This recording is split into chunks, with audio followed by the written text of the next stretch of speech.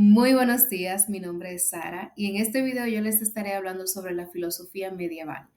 Durante este video vamos a ver sus inicios y desarrollo. Vamos a analizar a dos personajes sumamente importantes para esta época que fueron San Agustín y Santo Tomás. También vamos a ver brevemente dos de sus aportes más importantes que fueron el iluminismo de San Agustín y las cinco vías de Santo Tomás de Aquino. Primeramente vamos a analizar dos eventos sumamente importantes para el nacimiento de la filosofía medieval. El primero tuvo lugar en el año 146 del siglo II antes de Cristo. Y sí, yo sé lo que ustedes están pensando, eso fue antes de que empezara la Edad Media. Sin embargo, esto va a tener sentido, mi gente.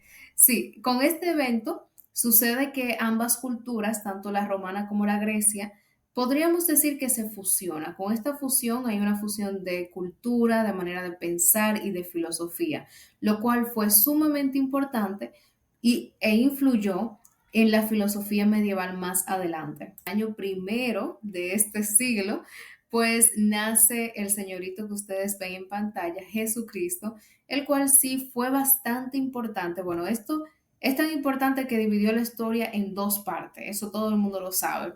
Pero aparte de esto, más adelante nace lo que es el cristianismo. Y el cristianismo fue parte muy importante de la filosofía medieval. Más adelante vamos a ver esa parte también, no se me desesperen. Bien, entonces tenemos que la filosofía medieval la podríamos describir como un conjunto de pensamiento, de conocimientos que surge a partir de la caída del Imperio Romano hasta el Renacimiento. Ahora, esta filosofía se ve influenciada por diferentes creencias. Entre ellas, habrían algunas creencias heredadas de la filosofía clásica, tendría influencias del cristianismo, también tendría aportes de las creencias judías e islámicas. Ahora bien, ¿qué buscaba esta filosofía? Como hemos visto, en cada época de la filosofía se busca llegar al conocimiento de alguna cuestionante, de algo en específico. En esta época, al tratar de mezclar diferentes creencias o diferentes religiones, pues se estaba buscando respuesta a interrogantes como la naturaleza de Dios, la relación de la fe y la razón, que podríamos decir que eran las cuestionantes más importantes de esa época, así como también había una discusión entre el libre albedrío y la omnipotencia divina. ¿Por qué? Porque tenemos entendido de que Dios lo ve todo y lo conoce todo. Entonces, si Dios lo ve todo y lo conoce todo de nosotros, ¿cómo es posible que el ser humano tenga libre albedrío? Esta era otra de las cuestionantes más importantes de la época. Ya había otro tipo de preguntas también como la casualidad y los límites del conocimiento. Entonces, esta filosofía se vio influenciada por estas religiones que acabamos de mencionar y buscaba la respuesta a esas cuestiones. Esta época de la filosofía se divide en dos etapas diferentes. La primera da inicio en el siglo II hasta el siglo IV, más o menos, y la llamamos la etapa patrística.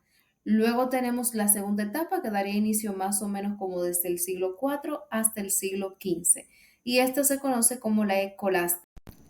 Hablemos primeramente de la filosofía patrística. Como el nombre ya más bien les va mencionando, ya ustedes se van haciendo una idea de que esta filosofía venía de parte de los padres de la iglesia. ¿Y qué buscaba esta etapa de la filosofía? Pues básicamente organizar teológicamente el cristianismo, tener un dogma e interpretar las sagradas escrituras. Pero hacía todo esto desde la filosofía, intentando hacer, por así decirlo, una síntesis entre ambas, entre filosofía y religión. Durante esta época también era bastante común los debates, y estos debates dieron lugar a que se crearan varias escuelas que fueron de mucha importancia para aquella filosofía, para aquella época de la filosofía. Dos de las escuelas más importantes, que las que más se destacan, serían la escuela de Antioquía y la escuela de Alejandría. Estas dos escuelas tendrían algunas diferencias. Por ejemplo, la escuela de Alejandría, bueno, de Antioquía, perdón. La escuela de Antioquía tendría un enfoque más literal, es decir, ellos interpretaban la Biblia de forma literal y consideraban que Jesucristo era plenamente humano. Lo de ellos era lo literal, tal cual viene en la Biblia. Sin embargo, desde Alejandría, o bueno, la escuela de Alejandría, su interpretación y estudio y su método era más alegórico, era más un análisis de las Sagradas Escrituras para llegar a una interpretación del misterio que había en ella. Sin embargo, dejando de lado las diferencias, ambas escuelas buscaban lo mismo, buscaban, o bueno, destacaban por debatir por los mismos temas, dígase los misterios de la Biblia, el misterio de la Trinidad, la naturaleza de Cristo, etcétera, etcétera. Bien, la segunda etapa de esta filosofía era la escolástica. La escolástica tenía un debate entre la razón y la fe, la filosofía y la teología. ¿Por qué? Porque el pensamiento que dominaba es que una ayuda a la otra, pero no puede suplantarla. Es decir, la filosofía puede ayudar a la teología a comprender el origen de Dios, a entender mejor las escrituras, pero en ningún momento la razón o la filosofía debe suplantar la fe. Muy bien, ya que hemos debatido sobre sobre la filosofía medieval y sobre sus etapas, etcétera, vamos a ver sobre dos personajes muy importantes que marcaron esta época de la filosofía.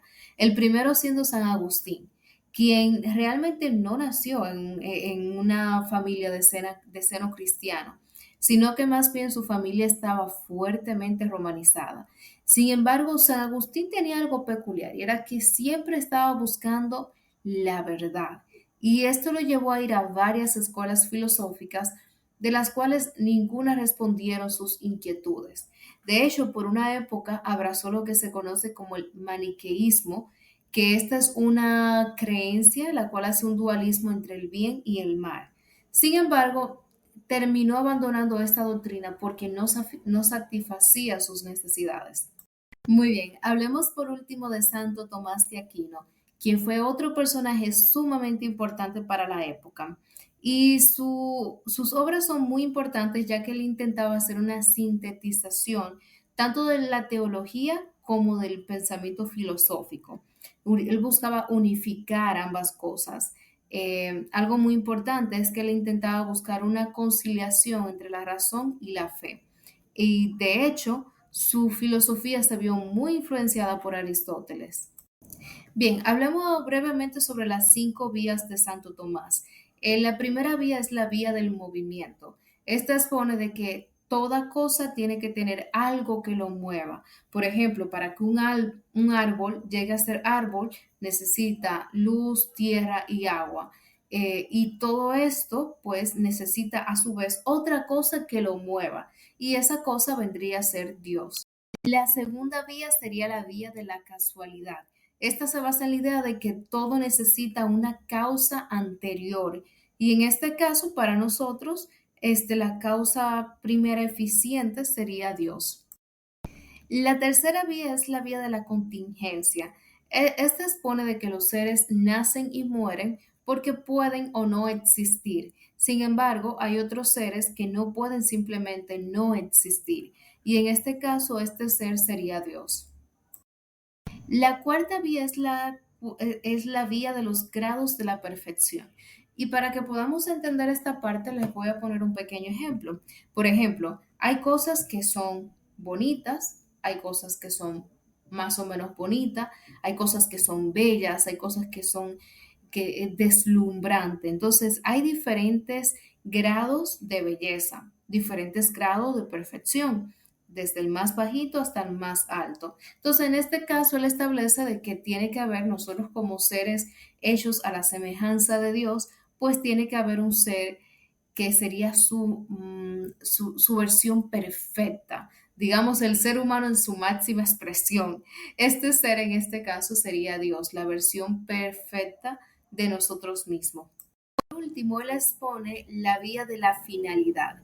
Y para esta parte también les voy a poner otro ejemplo. Imaginemos un cuchillo que es un objeto inanimado que tiene el fin de cortar. Ahora, para poder cortar, necesita de otro ser que es más inteligente que él, por así decirlo, o que es superior a él, por así decirlo, que lo ayude a cumplir ese propósito. Sin una mano que lo guíe, pues no va a poder cortar. Lo mismo pasaría con nosotros como seres humanos. Necesitaríamos un ser con una inteligencia más elevada que nosotros para que nos guíe y nos lleve al conocimiento. Y este ser sería Dios. En conclusión, la filosofía medieval marcó un antes y un después en la historia, no solamente por la filosofía, sino también por el nacimiento del cristianismo, así como su influencia de diferentes religiones, aparte de que también dejó el legado de grandes filósofos y grandes pensadores para su época.